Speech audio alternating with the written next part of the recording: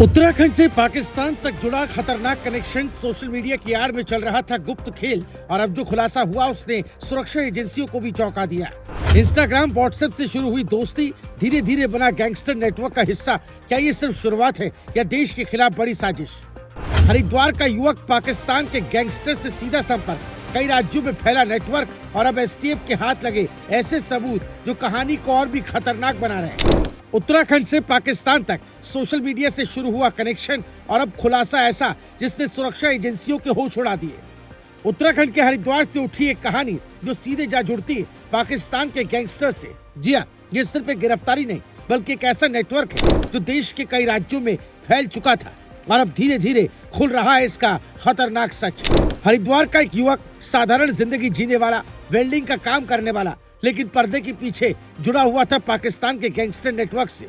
Uttar Pradesh STF की बड़ी कार्रवाई और सहारनपुर से 4 आरोपियों की गिरफ्तारी ने इस पूरे मामले को बना दिया राष्ट्रीय सुरक्षा का बड़ा मुद्दा।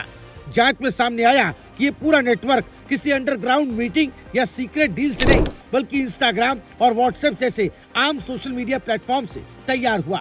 जी हाँ, वही इंस्टाग्राम जहां आप और हम रील्स देखते हैं, वहीं से शुरू हुआ था ये खतरनाक संपर्क। पाकिस्तानी गैंगस्टर शहजाद भट्टी और आबिद जट, इन दोनों ने सोशल मीडिया के जरिए भारत के युवाओं को टारगेट किया। पहले दोस्ती, फिर भरोसा और फिर जाल। बताया जा रहा है कि पिछले 6 महीनों में इन चारों आरोपियों को पूरी तरह इस नेटवर्क में शामिल कर लिया गया था।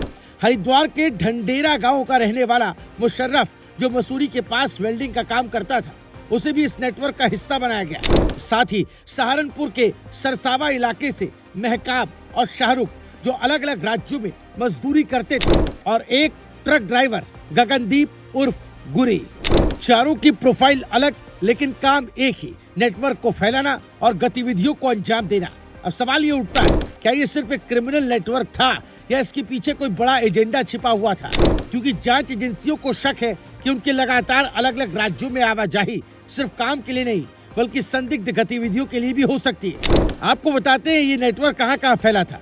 दिल्ली, हरियाणा, पंजाब, उत्तराखंड और उत्तर प्रदेश, यानी पूरा नॉर्थ इंडिया इस नेटवर्क की पहुंच में था। और सबसे चौंकाने वाली बात ये कि इन युवाओं को सोशल मीडिया के जरिए धीरे धीरे ब्रेन वॉश किया गया। पहले दोस्ती, फिर भरोसा, फिर छोटे छोटे काम, और फिर नेटवर्क का हिस्सा। दिनांक 26/5/2026 को एटीएस एवं एसटीएफ उत्तर प्रदेश को पाकिस्तानी गैंगस्टर शहजाद भट्टी के स्लीपर सेल को ध्वस्त करने में एक महत्वपूर्ण सफलता प्राप्त हुई है। 4 अभियुक्त, महकाब निवासी सहारनपुर, गगनदीप और गुरी सिंह निवासी मुजफ्फरनगर, शाहरुख निवासी सहारनपुर तथा मुशर्रफ निवासी हरिद्वार को सहारनपुर से गिरफ्तार किया गया है। पाकिस्तान की खुफिया एजेंसी आईएसआई के निर्देश पर पाकिस्तानी गैंगस्टर शहजाद भट्टी एवं आबिद जट द्वारा सोशल मीडिया प्लेटफॉर्म के माध्यम से भारतीय युवाओं को भ्रमित कर तथा आर्थिक लाभ का प्रलोभन देकर एक सुनियोजित षड्यंत्र के तहत उन्हें कट्टरपंथ की ओर प्रेरित किया जा रहा है। साथ ही स्लीपर सेल तैयार कर देश में आतंकवादी एवं विध्वंसक गतिविधियों को अंजाम देने के लिए उकसाया जा रहा था। एटीएस एवं एसटीएफ उत्तर प्रदेश द्वारा संयुक्त रूप से कार्रवाई की गई, जिसमें प्रदेश भर में संदिग्ध व्यक्तियों को चिन्हित कर खंगाला गया।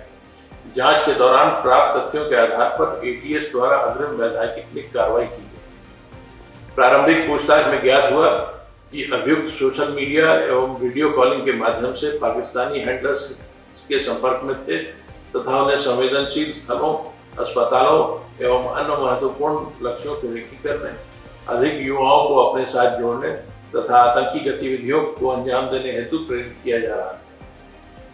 मार्च 2026 में किसी बड़ी घटना को अंजाम देने के उद्देश्य से महकाब व गगनदीप ने नोएडा में मीटिंग की थी।